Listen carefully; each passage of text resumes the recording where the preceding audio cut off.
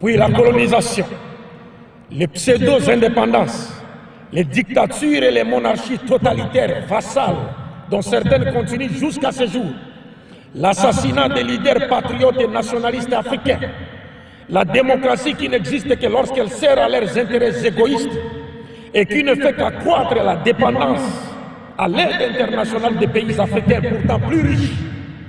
Et enfin, le terrorisme qui apparaît toujours dans les zones à forte concentration en matières premières, afin d'empêcher le développement de l'Afrique et l'amélioration des conditions de vie de ces populations. Car tous les moyens sont bons pour prendre le contrôle du continent africain et de ses fabuleuses richesses au détriment des intérêts de ces populations.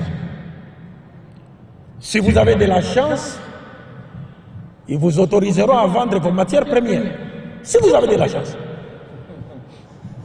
Mais là encore, c'est à eux qu'il appartiendra de vous dire, de vous indiquer les moments de la vente, de vous indiquer les prix de vente,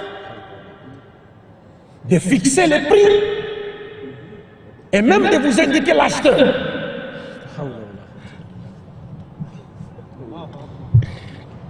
Est-ce que vous comprenez ça? Si vous avez de la chance.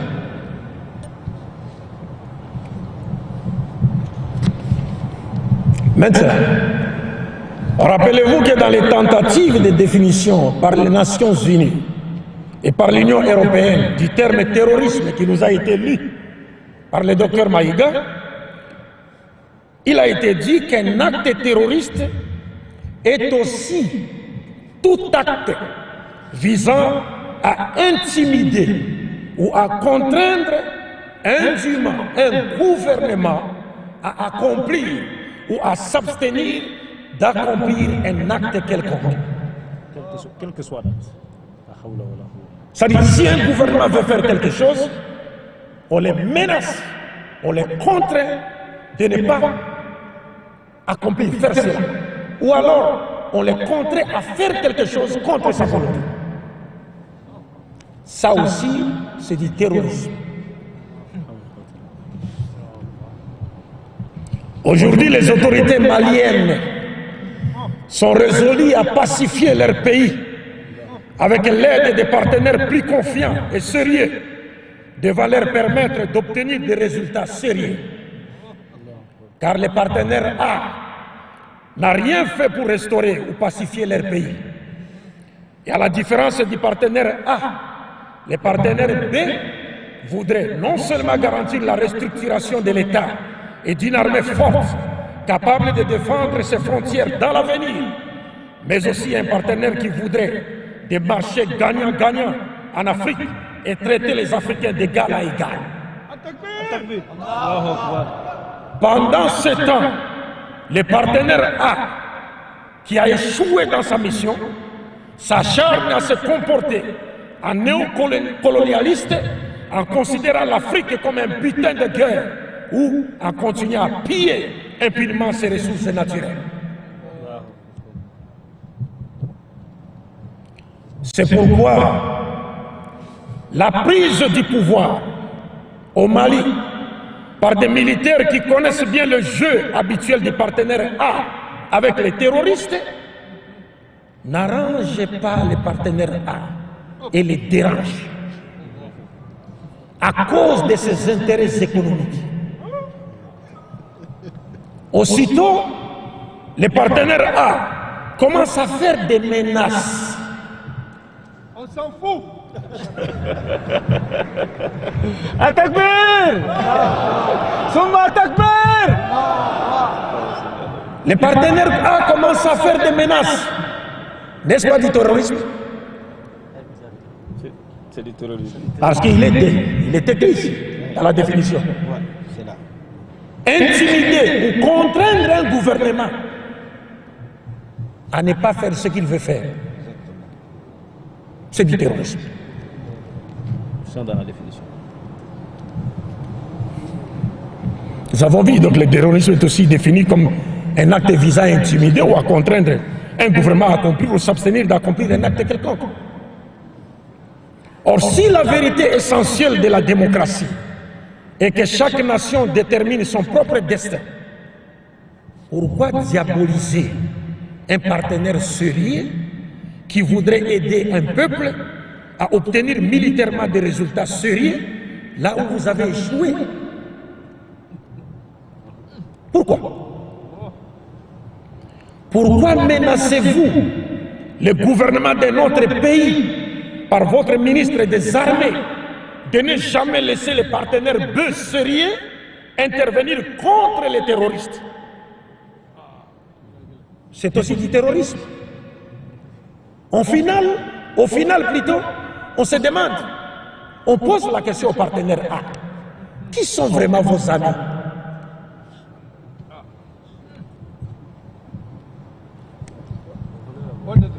Qui sont vraiment les amis du partenaire A?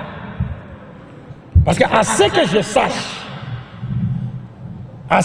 sache, l'ennemi de mon ennemi est mon ami. Ça, tout le monde le sait.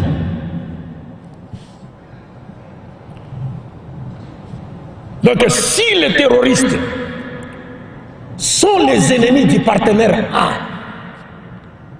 alors le partenaire B du Mali doit être leur ami.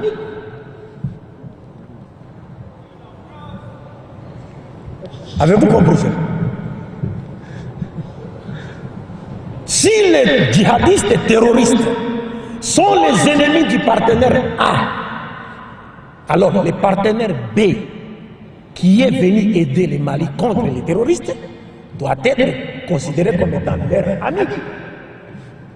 Parce que l'ennemi de mon ennemi est mon ami.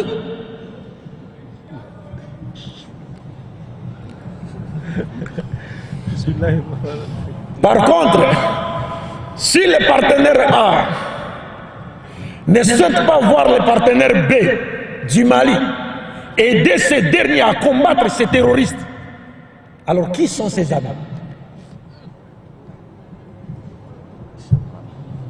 Qui sont ces amis?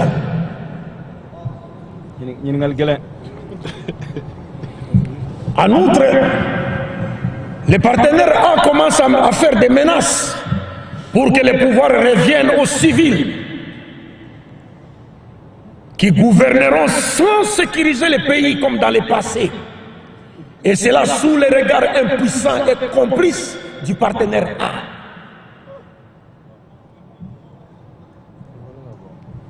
C'est bien beau de prendre le pouvoir. Mais il faut que c'est les menaces du partenaire A. Le pouvoir doit revenir aux civils. Pourquoi il est dit? Les civils sont passés. Le pays est toujours ce qu'il a été. Maintenant, il veut que le pouvoir, nous on ne refuse pas. Qu'on ne me dise pas, non, vous n'êtes pas malien. Non, moi je ne parle pas en tant que malien, je parle en tant que musulman africain. Takbir. Alors, donc ils font des menaces. Donc il faut que le pouvoir revienne aux civils. Donc, des civils et élites locales qui continueront à jouer le rôle qu'avaient autrefois les troupes indigènes coloniales. C'est-à-dire qu'ils seront toujours au service de la recolonisation et du pillage systématique des richesses de leur propre continent, pourvu que les maîtres néocolonialistes leur jettent quelques miettes. Je ne dis pas que ce sont tous les civils, ils ne sont pas tous pareils. Mais la majorité, c'est comme ça. Mais entre nous, franchement, je veux bien qu'il y ait la tenue des élections au Mali. Je veux bien. Comme ne m'accuse pas de m'être immiscé dans les affaires des Maliens. Je dis, je parle en tant que musulman et africain. Mais moi, je dis franchement, pourquoi parle-t-on de la tenue d'élections et le retour d'un gouvernement civil au pouvoir lorsque la moitié du pays est contrôlée par des pseudo-terroristes armés. Pseudo-terroristes. Je ne sais pas si c'est la moitié. Ce n'est pas 2 tiers. Les 2 tiers, oui. Les 2 tiers du territoire. Pourquoi? Alors que le problème de l'heure n'est pas la tenue des élections, socialement stériles, et moins encore le retour à une démocratie qui n'a jamais servi aux intérêts des Africains depuis les pseudo-indépendances jusqu'à ce jour. Mais le problème de l'heure au Mali, c'est plutôt la reprise du contrôle de tous les territoires nationaux en éradiquant les terroristes et partant en arrêtant l'hémorragie du massacre quotidien de civils innocents maliens sous les regards impuissants et complices du partenaire A.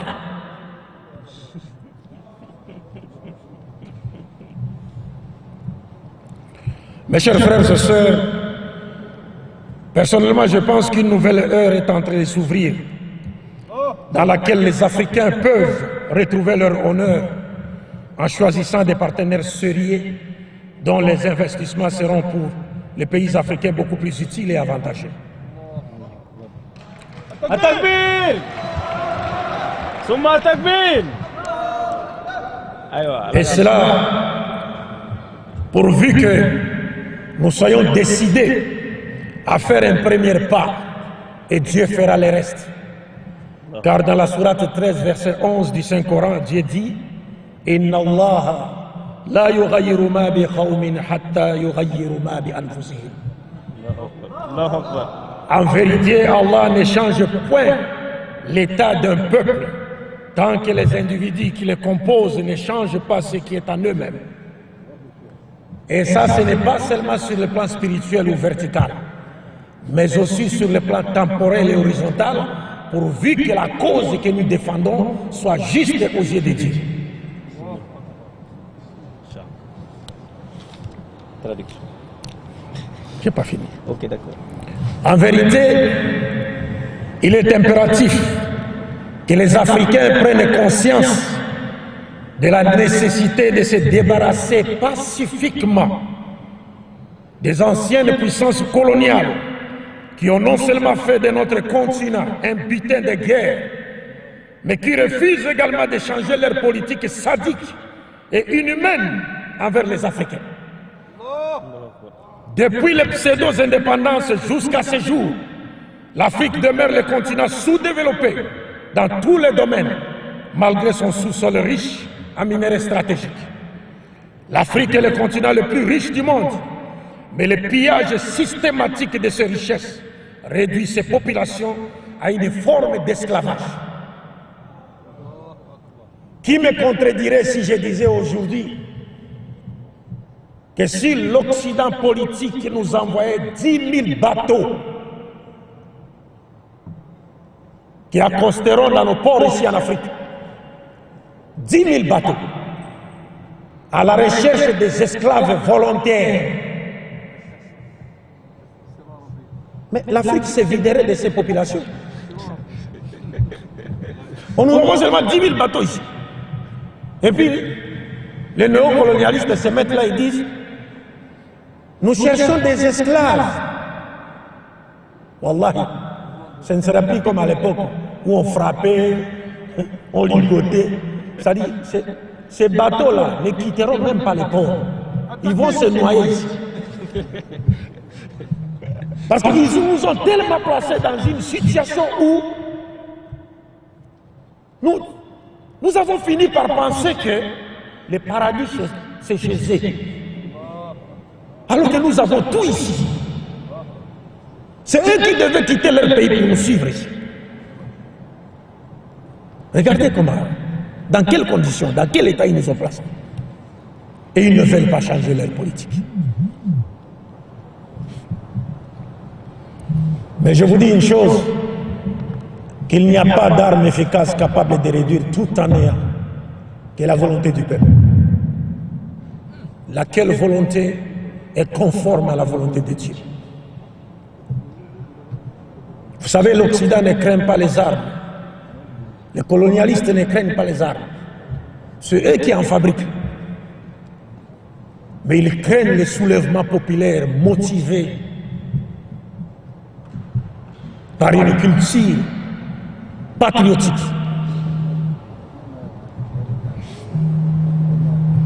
Donc il n'y a pas d'arme efficace capable de réduire tout en néant qui est la volonté du peuple. Mais pour que le peuple prenne conscience qu'il constitue une arme à destruction massive, il doit être sensibilisé et mobilisé. Le peuple doit être sensibilisé et mobilisé.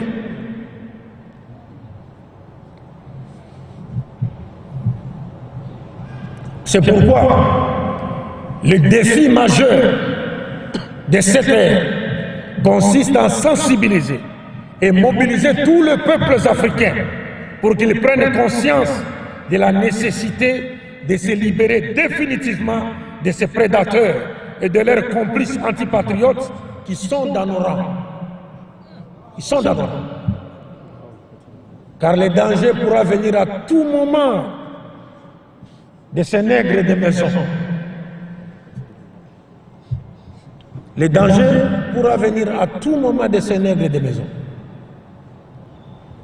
Néanmoins, l'action antipatriote du nègre de maison au service du maître néocolonialiste pourra être étouffée dans l'œuf juste par la prise de conscience massive de peuples africains et la diffusion à l'échelle nationale ainsi que continentale de la culture de résistance panafricaine face au néocolonialisme sadique.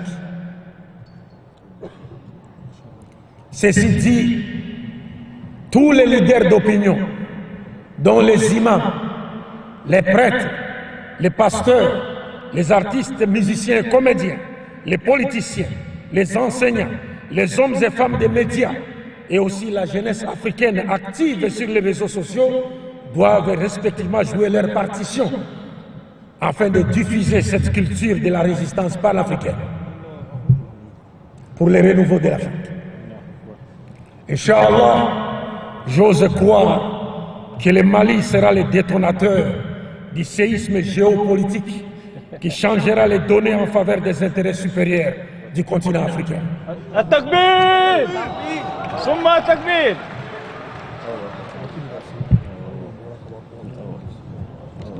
Vive la coopération russo-malienne et bravo à Assimi Goïta, digne descendant de Soundiata Keïta.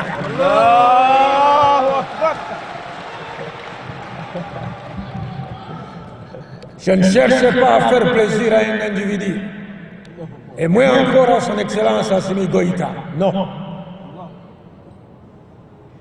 J'en parle parce qu'il incarne une idéologie qui est libératrice pour toute l'Afrique, si seulement on comprend.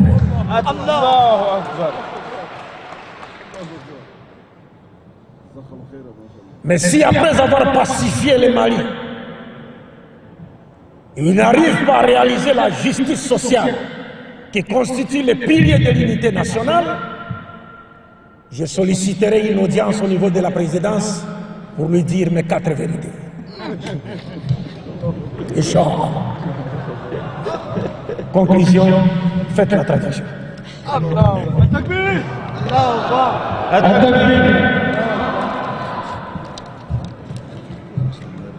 Ok.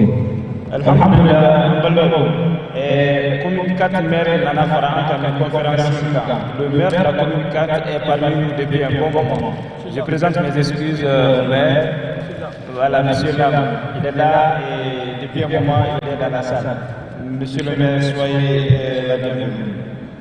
En Balmo, Anga conférencier, Ananado, Niningali, Laban Konona, Yana Kakumakan, Akadu Akonona, Kumakan Metalike, Bingani Kelan, no terroriste, John Lebu Kofe, Okala Yane Jume, Akoka Befeka Kumakan Munfo, Abefe Noroka Boala.